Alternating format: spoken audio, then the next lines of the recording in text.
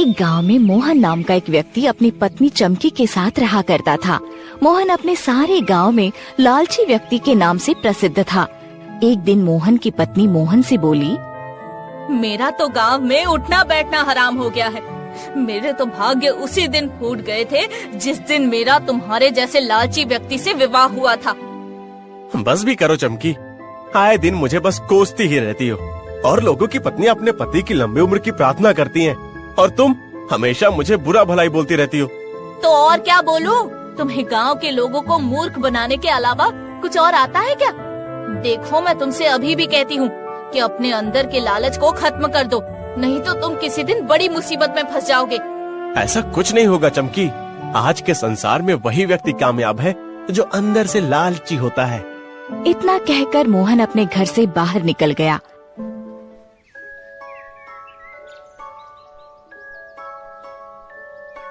वो कुछ कदम ही चला था कि तभी उसके कानों में गांव के मुखिया की आवाज टकराई। अरे कहाँ जा रहे हो मोहन? दो बातें जरा हमसे भी करते जाओ। मोहन ने जैसे ही पलट कर देखा तो मुखिया उसे क्रोधित भरी अवस्था में घूर रहा था। मोहन उसकी ओर देखकर बोला, क्या बात है मुखिया जी, आपके चेहरे पर ये गुस्सा क्यों झलक रहा है? कुछ दिन पहले तुमने गांव के भोले भाले व्यक्ति बल्ली को सोने की चेन बेची थी ना? मुखिया की बात सुनकर मोहन आंखें चुराता हुआ बोला, अब हाँ मुखिया जी, बेची तो थी। तुम्हें शर्म आनी चाहिए मोहन, तुमने लालच की सीमा की हद ही पार कर दी है। तुमने एक पीतल के चेन में सोने का पानी फिरवाकर बल्ली को मूर्ख बनाकर उस बेचारे से मोटी रकम वसूली है। लाओ लाओ वो रकम मुझे दे दो, वो बेचारा गरीब आदमी है, मैं उसे वापस कर दूंगा। मुखिया जी, वो तो मैं खा गया। मेरी आंखों के सामने से दूर हो जाओ मोहन। मैं सिर्फ तुम्हारी पत्नी का चेहरा देखकर तुम्हें बर्दाश्त करता हूँ, नहीं तो मैं तुम्हें कब का इस गांव से धक्के देकर बाहर निकाल चुका होता। मोहन गुस्से से पैर पटकता हुआ गांव की सीमा से दूर एक पेड़ के नीचे बैठ गया।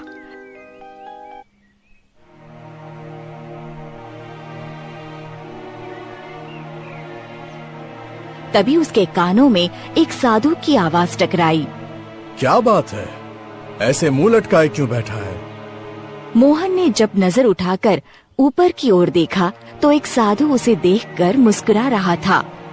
यहाँ से चले जाओ साधु बाबा, मेरा बातचीत करने का बिल्कुल भी मन नहीं है। मैं तो बस यही पूछ रहा था कि तुम इतने उदास क्यों बैठे हुए हो? मोहन साधु को कुछ देर पहले की अपनी और मुखिया की घटना के बारे में बताता हुआ बोला, उदास नहीं बैठूं तो और क्या करूं? गांव में मेरा कोई सम्मान नहीं करता। लोग मेरी प्रतिभा को लालच का नाम देते हैं, लेकिन वो मूर्ख ये नहीं जानते कि यही तो मेरे व्यापार करने का तरीका है। आखिर मेरा दोष ही क्या था? मैंने तो एक पीतल की चेन में सोने का पानी फिरवाया और फिर अपनी प्रतिभा से उसे अच्छे दामों में बेच दिया। बस मेरी इसी प्रतिभा को गांव वाले लालच का नाम देते हैं। समझ गया, तुम एक लालची व्यक्ति हो। देखो, मैं तुम्हारी भलाई के लिए तुम्हें समझा रहा हूँ कि लालच का फल बुरा होता है। लालची व्यक्ति चाहे जितना भी अमीर क्यों ना हो जाए, उसे एक न एक दिन पछताना ही पड़ता है। ये बातें तो मैं बचपन से सुनता आ रहा हूँ कि लालच का फल बुरा होता है, लेकिन मुझे तो आज तक कभी वो बुरा फल दिखाई नहीं दिया। तभी साधु का चेहरा गंभीर हो गया और वो मोहन की ओर देखकर बोला, अगर तुम अपने लालच के फल को देखना चाहते हो तो यहाँ से कुछ दूर एक जादुई जंगल है, जिसका रास्ता कई सालों में सिर्फ एक बार खुलता है। मतलब अगर उस जंगल में कोई भी इंसान जाने में कामयाब हो जाता है तो उसे उसके स्वभाव के मुताबिक उसका फल मिल जाता है।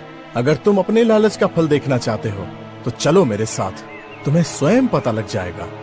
साधु की बातों से मोहन के अंदर एक जिज्ञासा जाग उठी। मोहन साधु की ओर देखकर बोला, अगर ऐसी बात है तो मैं अपने लालच का फल देखना चाहता हूँ। साधु मोहन को एक जंगल की ओर ले गया।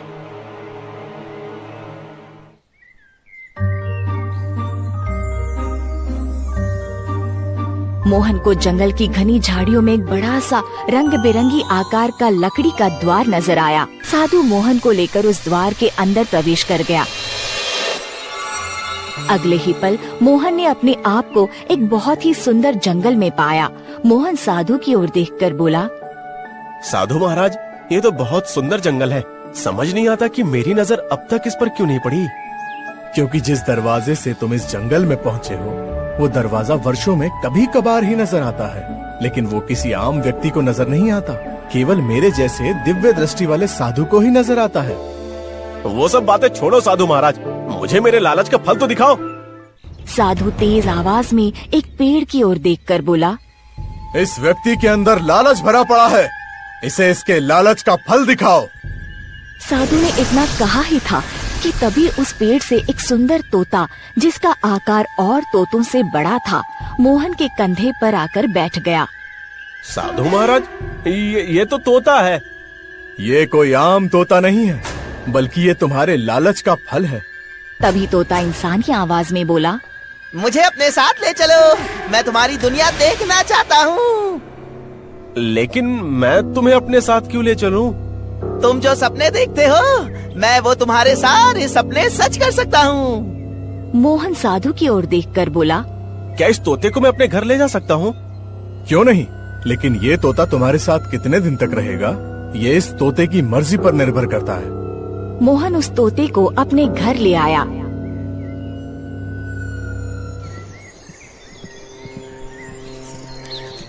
उस सुंदर तोते को देखकर मोहन की पत्नी चमकी मोहन की ओर देखकर बोली, ये तोता तो बहुत सुंदर है और इसका आकार भी बड़ा है। इसे तुम कहाँ से ले आए? कहीं किसी का चुरा कर तो नहीं लाए? मोहन अपनी पत्नी चमकी को सारी घटना बताते हुए बोला, ये मेरे लालच का फल है चमकी। मोहन की बात सुनकर चमकी बुरी तरह से घबराते हुए बोली, इसका मतलब वो साधु कोई चमत्कारी साधु थे, तुम्हें उनसे कोई और वस्तु मांगनी चाहिए थी। तभी वो तोता इंसानी आवाज में बोला, मोहन ने बिल्कुल सही चीज मांगी है और इस बात का एहसास तुम्हें बहुत जल्दी हो जाएगा चमकी। तोते के जुबान से इंसानी आवाज सुनकर चमकी बुरी तरह से घबरा गई। अरे तुम तो इंसानी आवाज में बात करते हो, और तुम्हें मेरा नाम कैसे पता? मैं एक जादुई तोता हूँ, मुझे सब पता है। तुमने कहा था तुम मेरे सारे सपने सच कर दोगे। मैं धनवान बनना चाहता हूँ, क्या तुम मेरे सपने सच करके दिखा सकते हो? क्यों नहीं, मेरी बात गौर से सुनो। तुम्हारे गांव के जमींदार चौधरी के खेत में उसके पुरखों का खजाना गड़ा हुआ है। तुम उस खजाने को निकाल लो, तुम अमीर बन जाओगे। तभी मोहन की पत्नी चमकी जादुई तोते से बोली, ये गलत बात है। अगर वो खजाना जमींदार के पुरखों का है तो ये एक तरह से चोरी हुई। कोई चोरी नहीं हुई, ये समझ लो कि वो खजाना मोहन के नसीब में लिखा है। अब देर मत करो, रात हो गई है, चलो और अभी उस खजाने को निकाल लो। मोहन तुरंत उस जादुई तोते को लेकर जमींदार के खेत में चला गया। तोता खेत की एक जगह पर बैठता हुआ बोला, इस जगह पर खोदो। मोहन फावड़ा लेकर उस जगह की खुदाई करने लगा। लगभग 2 घंटे के बाद मोहन को एक बहुत पुराना बक्सा नजर आया। मोहन ने उस बक्से को निकाल लिया। अब इस बक्से को खोल कर देखो। मोहन ने जैसे ही उस बक्से को खोला तो उसमें सोने और चांदी के सिक्कों का ढेर लगा हुआ था। अरे वाह, मैं तो अमीर हो गया। मेरी पत्नी कितनी मूर्ख थी, बोल रही थी कि मुझे उस साधु से कोई और चीज मांगनी चाहिए थी। अब मुझे विश्वास हुआ कि लालच का फल खट्टा नहीं बल्कि मीठा होता है। अब ज्यादा बातें मत करो, इससे पहले कि कोई तुम्हें देख ले, जल्दी से खजाने को अपने घर ले जाओ। मोहन बक्से को अपने घर ले आया।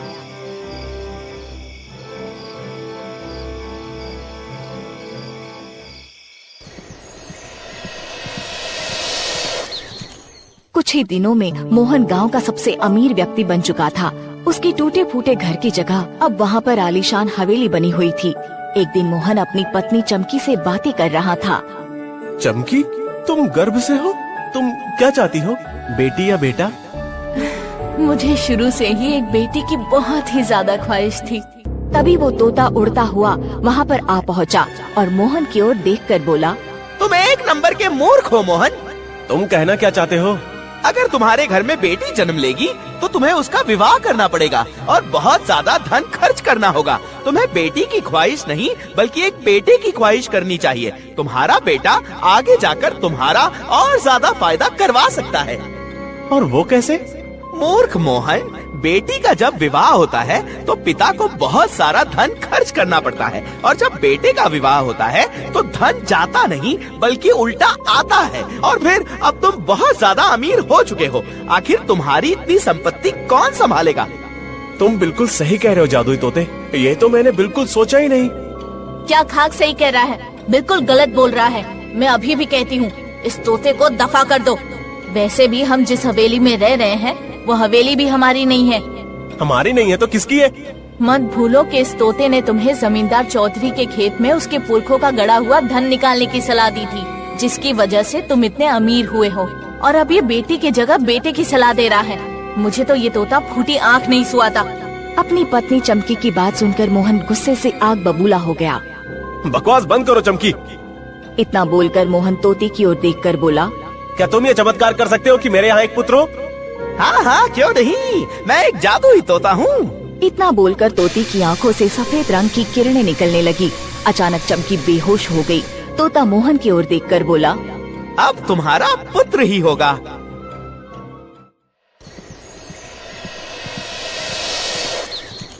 कुछ समय बाद मोहन की पत्नी चमकी ने एक सुंदर पुत्र को जन्म दिया। समय ऐसे ही बीतता रहा और 20 वर्ष कब बीत गए मोहन को पता ही नहीं चला।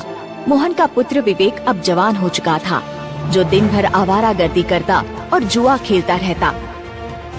एक दिन मोहन की पत्नी, जो अब बूढ़ी हो चुकी थी, मोहन से बोली, तुम विवेक को समझाते क्यों नहीं? दिन भर आवारागर्दी करता रहता है और अब तो वो जुआ भी खेलने लगा है। तुमने सही कहा चमकी, मैं काफी दिनों से विवेक को डांटने के बारे में ही सोच रहा हूँ। मोहन ने इतना कहा ही था कि तभी वो तोता उड़ते हुए फिर से वहाँ आ पहुँचा और मोहन की ओर देखकर बोला, तुम मूर्ख के मूर्ख ही रहोगे मोहन। क्या मतलब है तुम्हारा? अरे तुम्हारा बेटा जुआ खेलता है, लेकिन शायद तुम्हें ये नहीं मालूम कि वो जुए में हमेशा जीतता है। अगर तुम उसका जुआ खेलना बंद करवा दोगे तो फिर धन आना बंद हो जाएगा। तोते की बात सुनकर चमकी क्रोधित होते हुए बोली, बकवास बंद करो जादुई तोते। हमारे पास धन की आखिर क्या कमी है जो हम अपने बेटे को गलत कामों में डालें? काम चाहे कोई भी क्यों ना हो, बस धन आना चाहिए, और फिर हमारे पास जितना ज्यादा से ज्यादा धन आएगा हमारे लिए उतना ही अच्छा है। मोहन मुस्कुराते हुए तोते की ओर देखकर बोला, तुम बिल्कुल सही कह रहे हो। मैंने भी सुना है कि मेरा बेटा जुए में हमेशा जीतता है। आज लाखों रुपए जीत कर आया है, कल करोड़ों रुपए जीत कर आएगा। चमकी मोहन की ओर देखकर बोली, तुम लालची थे, इतना तो मुझे पता था, लेकिन मैंने देखा है कि तुम्हारे पास जितना ज्यादा धन आता गया, तुम्हारा लालच उतना ही बढ़ता गया। लालच का कोई अंत नहीं होता चमकी, और फिर मोहन तो जानता है कि लालच का फल कितना मीठा होता है।